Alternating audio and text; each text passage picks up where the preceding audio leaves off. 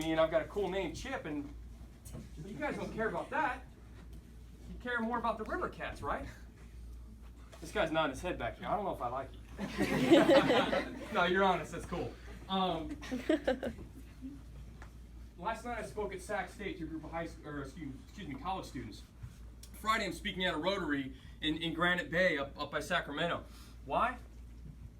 Because of the Sacramento River Cats, because of the baseball team. That's why.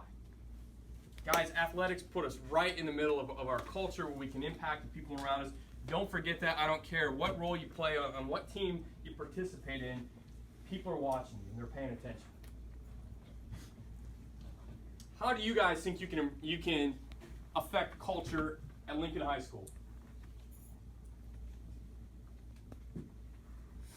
Anybody but Zach? Right here. FCA. FCA? How? Invite people in our classes and bring more people to FCA. Yeah. Get them here. It's fun. Positive, right? Encouraging. It's a different message than you're hearing other places. How else? Yeah. Live your life through God at school, not just at home in your private life, and so we can see that. You guys want to know something cool? I got a Facebook message probably about 5 years ago. And it was from a girl I knew in high school. She was a tennis player. I don't think I ever mentioned my faith to her at all. Ever. She sent me a Facebook message. Something had happened in her life. And she said, Chip, I just want to thank you for the influence you were in high school. And I look back, and she mentioned something about my faith and a couple other of our friends. She's like, that was cool to see with you guys, and I just want to say thank you for the influence way back then. That came out of nowhere. I haven't seen this girl probably since high school, maybe college.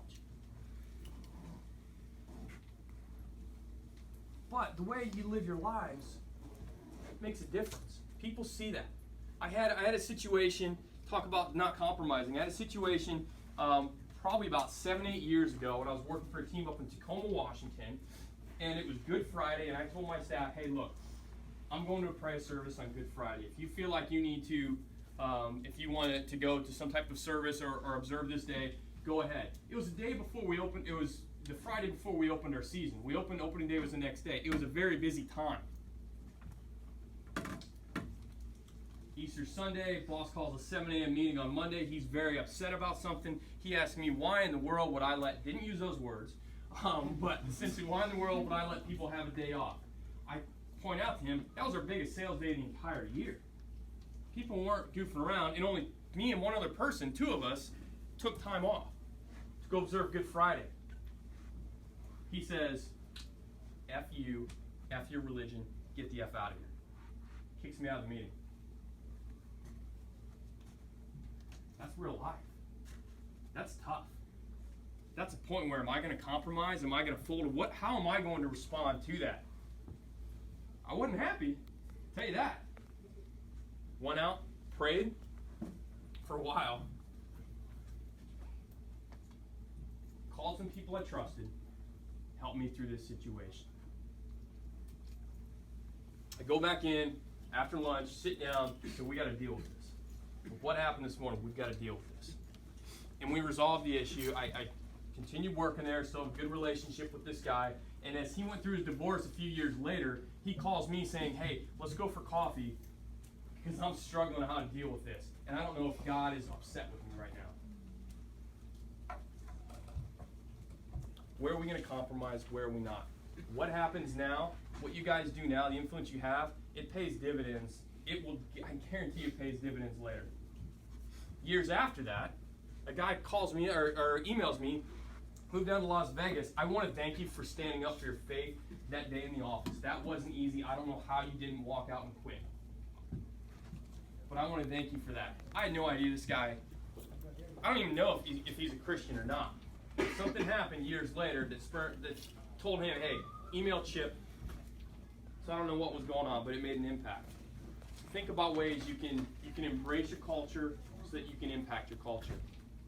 Let me finish with this. Daniel was 10 times better than everybody else. 10 times better than everybody else. So often, Christians and churches, in my industry, Christians and churches have a bad rap. Churches always do group outings, and the most difficult to deal with when they want to come do their group outing. Churches and nonprofits. Why is that? It drives me absolutely crazy. Kind of went off on a pastor one day, and I was like, why are you doing this? You understand? You should be the easiest. People should look forward to dealing with the churches, not like, oh, I don't want to have to call on the churches. It should be the other way around. We should be that light, right? I've seen a lot of people quit. When I was playing baseball in college, I had people quit. Well, you know, I don't know, maybe I shouldn't play baseball. I think maybe the Lord's telling me to quit. No, man, I don't think the Lord's telling you to quit. I think you're lazy. I don't think you want to put in the work. And look, God speaks to all of us in different ways. Maybe that was the case, but I know these two guys I'm thinking of, they were professing Christians that were very talented. They were lazy. I'll just put it that way. Daniel was 10 times better than everybody else. That doesn't happen by mistake, guys. What I love is and I want to talk on Daniel because I'm on a board for the Daniel Summit, which is a Christian sports executive group that's brought together a guy that's the chief marketing officer for the Miami Dolphins, Mount Vernon Nazarene grad. When he was in Arizona working for the Diamondbacks and Phoenix Suns, he was in a Bible study with some other guys. As they started working with other teams, they're like, we need to support each other. We need to come together. We need to be 10 times better than our peers in our jobs so that we stand out and our light for Christ can shine brighter. So as they started talking about this, they said, let's get together once a year. We'll call it the Daniel Summit because we want to be 10 times better and we want to impact our culture, but we don't want to compromise. And guys, that message is awesome. What are ways you guys can be 10 times better? You don't have to be the star athlete. I wasn't the star athlete. What are other ways here at Lincoln High School you guys can be 10 times better than your peers? Always working hard. How'd you do that? Give me an example.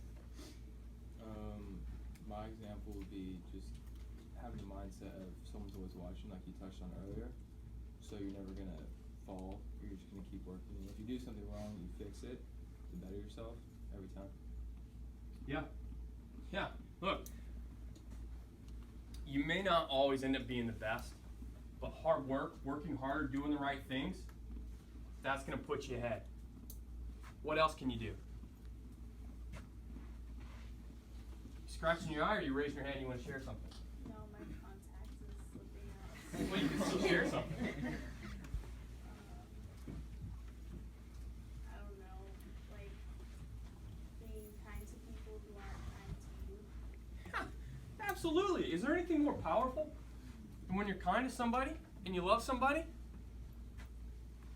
Is there anything more powerful than that? To say, hey, I care about you? That's a great one. That's a great example because you know what? Things you guys deal with as teenagers and as you go into college, man, there's some bad stuff out there, right? This world isn't very friendly. I mean, bullying is a huge. So our mascot, our community guy are out doing bully assemblies all the time at middle schools and high schools. So if you're opposite of culture and you're friendly and nice to someone, you're going to be different and you're going to stand out. So that's a challenge. What does excellence look like for you guys? Okay? How can you try and be better? How can you try and be 10 times better? How can you try and stand out? Look, I'm not the smartest guy. I'm certainly not 10 times smarter than everybody I work with. But you know, I try and find ways that what can I do? How can I help others? How can I be nice to people? How can I help them achieve their strengths and their goals in their life? And if I can do that, I'm going to stand out. And they're going to appreciate and see if there's certain things in me that they like and that they're drawn to. And that gives me an opportunity to point to Jesus Christ. So, again, guys, to sum it up, I love where all of us are sitting right now. Cultural crossroads. Each of you guys has a platform.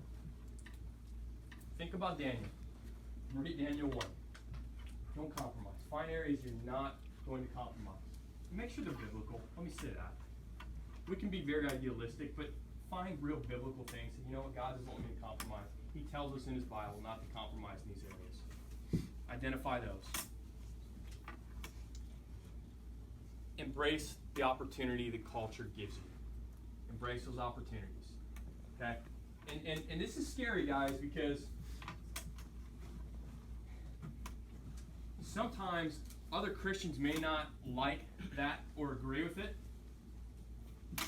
But make sure when you embrace these opportunities, again, it's grounded in truth, in the Word of God. Okay? That's so important.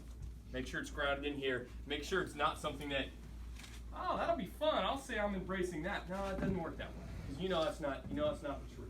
And God knows. Finally, Daniel was excellent at his job, at what he did. You guys have a great opportunity here. Be excellent, be the best you can be.